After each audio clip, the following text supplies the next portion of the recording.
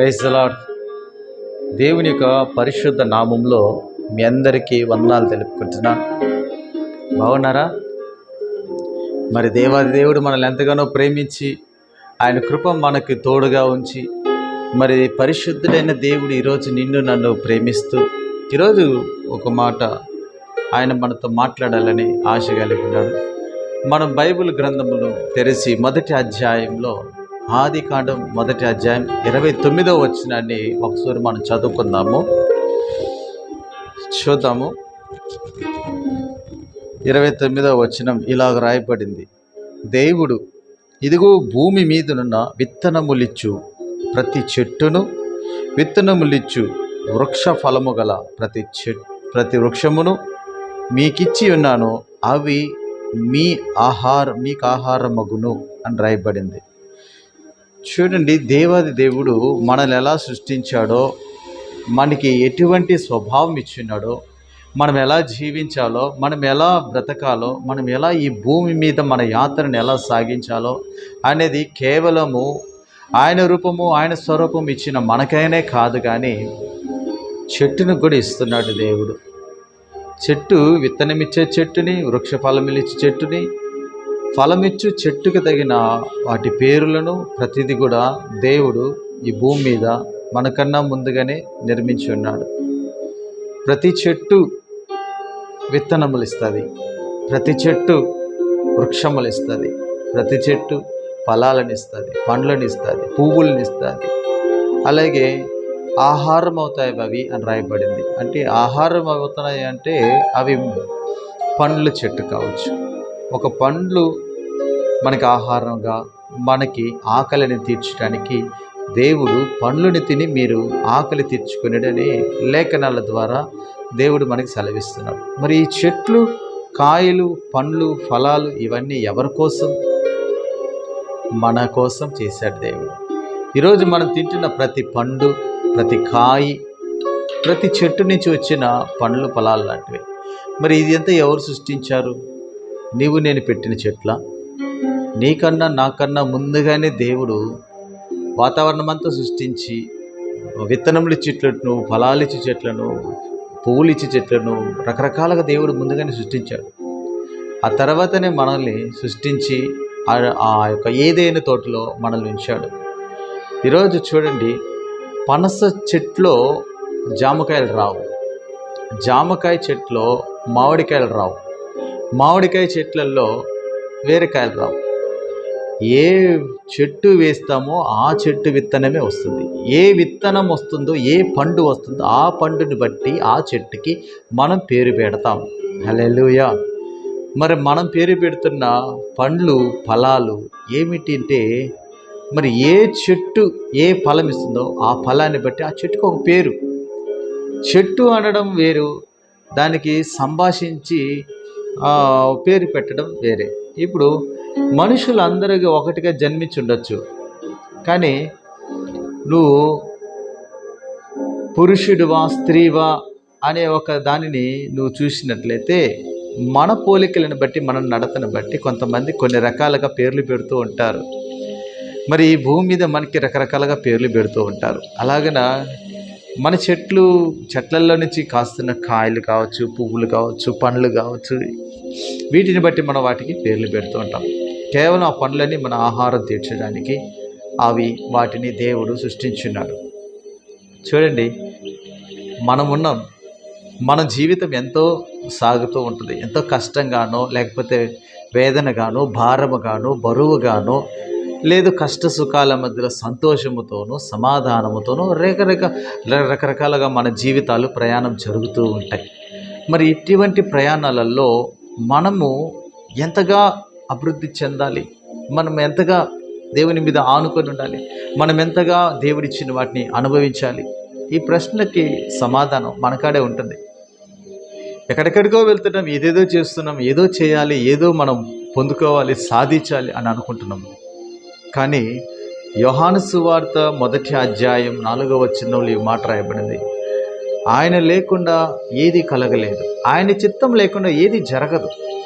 చూడండి, భూమి మీదకి అపవాదిని వచ్చటానికి ఆ అధికారం ఇచ్చింది ఎవరంటే కూడా సాతానుడికి దేవుడే ఇచ్చాడు.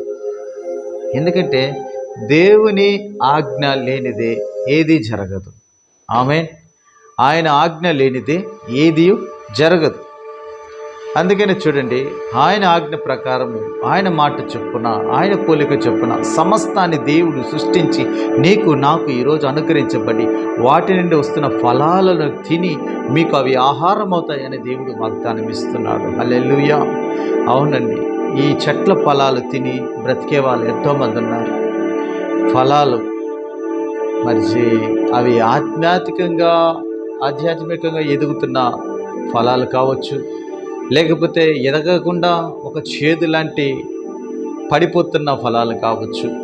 ఈరోజు ఆ చెట్టు వల్ల ఆ చెట్టుకు వచ్చిన ఫలాలే మనకి సాదృశ్యమై మన జీవితంలో, మన యాత్రలో మరి దేవుని సన్నిధిలో మనం ఎటువంటి ఫలాలుగా ఉన్నాము, కాయలుగా ఉన్నామా, లేదా చేదు కాయలుగా ఉన్నామా, లేదా అందరికీ ఆహారం ఇచ్చే వాళ్ళముగా ఉన్నామా అనేది మనం పరీక్షించుకోవచ్చు. ఒక చెట్టు ఉంది, మంచిగా మామిడి పండ్లు కాస్తుంది. అది రోడ్డు పక్కనే ఉంది. మరి రోడ్డు పక్కనే కాస్తూ ఉన్న ఆ చెట్లు ఫలాలను చూస్తున్న ప్రతి ఒక్కరూ దారిని వెళుతున్న వారు ఏం చేస్తారంటే రాళ్లతో కొడతారు. వాటిని రాళ్లతో కొట్టి లేదా కర్రలతో కొట్టి ఆ ఫలాలను కింద రాల్చుకొని తింటారు. ఇప్పుడు వేసిన యజమాని, పెంచిన యజమాని, దానికి మందులేసి ఎరువులేసి ఇన్ని కాపాడి ఫలాలు వచ్చేలాగా దానికి కాపుదల భద్రత చేసిన యజమాని చెట్టుని కొట్టడు. అధికారికంగా వచ్చి కోసుకుంటాడు, అధికారికంగా వచ్చి ఆ ఫలాన్ని తింటాడు. ఎందుకంటే ఆయన అధికారి, యజమానుడు వచ్చే సమయానికి ఆ ఫలము చెట్టులో అభివృద్ధి పొంది ఉండాలి. యజమాని వచ్చే సమయానికి నువ్వు ఫలం పొందలేదనుకో, వాక్యం రాయబడింది, ఒక మాట చదవండి, చెప్తాను చూడండి. ఇక్కడ ఒక మాట రాయబడింది, మత్తయి సువార్త 7వ అధ్యాయం 19వ వచనంలో, మంచి ఫలములు ఫలింపని ప్రతి చెట్టుని నరికి అగ్నిగుండంలో వేయండి అని దేవుని మాట సెలవిస్తున్నాయి. చూడండి, ఈ మాటలు చదువుతుంటే చాలా భయంగా ఉంటుంది. కానీ దేవుడు మనతో మాట్లాడుతూ ఉన్నాడు. నిజంగానే ఈరోజు మనం ఫలాలు ఇచ్చే వాళ్ళంగా ఉన్నామా, ఆత్మీయతలో ఎదుగుతున్నామా, లేదా ఆత్మ ఫలాలలో మొదటిది ప్రేమ అనే ఒక సాదృశ్యంగా మనం తీసుకొని మనం జీవిస్తున్నామా అనే చూస్తే ఎందులో చూసినా క్వాలిఫికేషన్ కనబడలేదు. నమ్మిన వారు హల్లెలూయా చెప్పండి. అవును, ఈరోజు మొట్టమొదటిగా ఆత్మఫలాలలో ప్రేమ. ఆ ప్రేమ కలిగిన స్వభావం మనలో ఉందా? ఆ ప్రేమ కలిగిన స్వభావం మనలో ఉంటే ఖచ్చితంగా నీ యజమానుడు వచ్చే సమయంలో నీలో మంచి ఫలాన్ని ఆయన చూస్తాడు. మంచి రుచిని నీ ద్వారా ఆయన తెలుసుకొని నిన్ను ఇంకా రెండింతలుగా ఆశీర్వదిస్తాడు. ఆమేన్. రెండింతలుగా ఆశీర్వదిస్తాడు. ఒక చెట్టు ఎన్ని దెబ్బలు తింటుందండి, రాయి దెబ్బలు తింటుంది, కర్ర దెబ్బలు తింటుంది, కొమ్మలు ఇంచేస్తారు. ఒక పండు కోసం ఆ చెట్టు కొమ్మను కిందకు వంచేసి ఆ కొమ్మ ఇంచేస్తారు. ఆకులు రాలిపోతాయి, కొమ్మలు ఎరిగిపోతున్నాయి. అంత మాత్రాన ఆ చెట్టు తన ఫలాలని ఇవ్వకుండా మానలేదు. తన ఫలాలను అది ఇస్తూనే ఉంది. కాలం పోతున్నా, సంవత్సరాల వెంబడి సంవత్సరాలు పోతూ ఉన్నా, తనకున్న శక్తి సమర్థం కొలది, తనకున్న ఆయుష్ ఉన్నంత వరకు అది మనకి ఫలాలను ఇస్తూనే ఉంటుంది. ఆమేన్. ఆ ఫలాలు అనేకులకు ఆకలి తీరుస్తూనే ఉంటుంది. ఆ ఫలాలు అనేకులకు వాడబాడని ఒక అభివృద్ధి చెంది ఒక రుచికరమైన భోజనం నిమిత్తం, ఆకలి నిమిత్తం తీర్చడానికి ఇస్తూనే ఉంటుంది ఆ చెట్టు. ఈరోజు మనము బ్రతికినంత వరకు, మనకు ఆయుష్ ఇచ్చినంత వరకు ఈరోజు మనము దేవుని కొరకు వాడబడుతున్నామా? ప్రతిదినము దేవుని కొరకు వాడబడుతున్నామా? ప్రతి నెల వాడబడుతున్నామా? ప్రతి సంవత్సరం వాడబడుతున్నామా? ప్రతి సంవత్సరములు వాడబడుతున్నామా? సంవత్సరాలు గతించిపోతున్నాయి, కాలాలు మనలు దాటి వెళ్ళిపోతున్నాయి, కొత్త కాలాలు వస్తున్నాయి, కొత్త సంవత్సరాలు వస్తున్నాయి. కానీ మన మీదికి వయస్సు మీద పడుతూనే ఉంది, కానీ మనలో ఆయుష్ తగ్గుతూనే ఉంది, మనలో శక్తి తగ్గుతూ ఉంది. మరి మనలో శక్తి తగ్గే కొంది మనము దేవుని సేవలో, అభివృద్ధిలో, మరి అందరికీ సువార్తని పంచిపెట్టేవారముగా, అందరికీ దేవుని రాజ్యం ప్రకటించేవారముగా, అందరికీ దేవుని యొక్క రుచి తెలిపేవారముగా మనం ఈరోజు జీవిస్తున్నామా లేదా అనేది దేవుని యొక్క మాట. నా ప్రియ దేవుని బిడ్డలారా, ఈ మాటలు మీరు ఎక్కడి నుంచి వింటున్నారు? ఇదిగో నా దేవుడు మనతో మాట్లాడుతున్నాడు, నీతో నాతో మాట్లాడుతున్నాడు. రాళ్ళ దెబ్బలకే తట్టుకోలేక చెట్టు ఫలాలను ఇవ్వకపోతే ఆ చెట్టుని నువ్వేం చేస్తావు?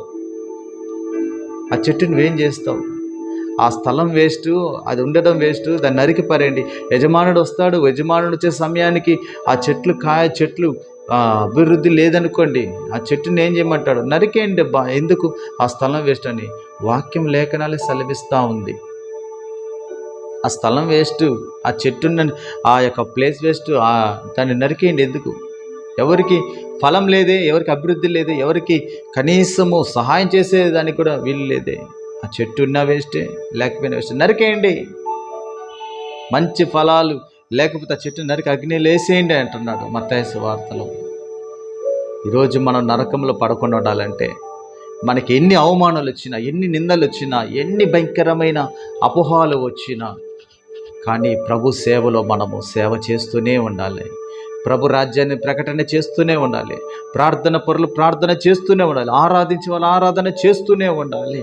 నమ్మదగిన వాని దేవుని ఎదుట నమ్మకంగా జీవిస్తూనే ఉండాలి. తనకిచ్చిన ఉద్యోగాల నమ్మకంగా ఉండాలి.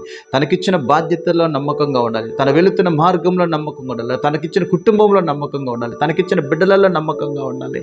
నమ్మకమైన జీవితం దేవుడు మిండుగా దీవించి ఆశీర్వదిస్తాడు. ఆమేన్. దీవిస్తాడు. మరి నువ్వు దీవించబడాలన్నా, నరకంలో పడకుండా, అగ్నికుండంలో పడకుండా నువ్వు తప్పించబడాలన్నా, మూడో వ్యక్తి చెబుతున్న మాటలు, మూడో వ్యక్తి వేస్తున్న రాళ్ళు, మూడో వ్యక్తి వేస్తున్న బాణాలు, అపవాది కాడిని విరగగొట్టుటకు నువ్వు నిలబడాలి. నువ్వు అన్నిటినీ జయించి, చెట్టు ఏ రకానైతే దాని ఫలాలు అది ఇస్తూనే ఉంటుందో, అలాగే నువ్వు చేస్తున్న పని, నీకిచ్చిన పని నువ్వు నమ్మకంగా చేయి. నమ్మకంగా నువ్వు చేస్తూ ఉంటే దేవుడు నీకు కాపుదల, భద్రత, నీ కుటుంబాన్ని ప్రొటెక్షన్ ఇస్తాడు. ఆమేన్. ప్రొటెక్షన్ ఇస్తాడు. మరి అంతటి గొప్ప దేవుడు చెట్టుకే కాదండి, మనుషులు కూడా తగులుతూ ఉంటాయి. మాటల ద్వారా, చూపుల ద్వారా, అవమానాల ద్వారా, నిందల ద్వారా, అప్పుల ద్వారా, దరిద్రత ద్వారా, రోగాల ద్వారా ఎన్నో రాళ్ళ దెబ్బలు మనకు తగులుతూ ఉంటాయి. అంత మాత్రాన నువ్వు ప్రార్థన చేయకుండా ఉండడం, అంత మాత్రాన నువ్వు కురింగిపోవడం, అంత మాత్రం నువ్వు బలహీనత చెందడం, అంత మాత్రం నువ్వు దేవుని వైపు చూడకుండా ఉండడం, అంత మాత్రాన నువ్వు పడిపోవడం కాదు. దేవుని కొరకు నేను నిలబడతాననే ఒక విశ్వాసముతో నువ్వు నిలబడి ప్రయత్నం చేయి. దేవుడు నిన్ను సమృద్ధి పంట కోసేవాడిగా నిలబెడతాడు. కన్నీటితో విత్తువాడు సంతోషముతో పంట కోయినని వాక్యం సెలవిస్తూ ఉంది. నువ్వు కన్నీటితో కార్చే ప్రతి ప్రార్థన నువ్వు సంతోషముతో దాన్ని అనుభవిస్తావు. ఆమేన్. Praise the lord.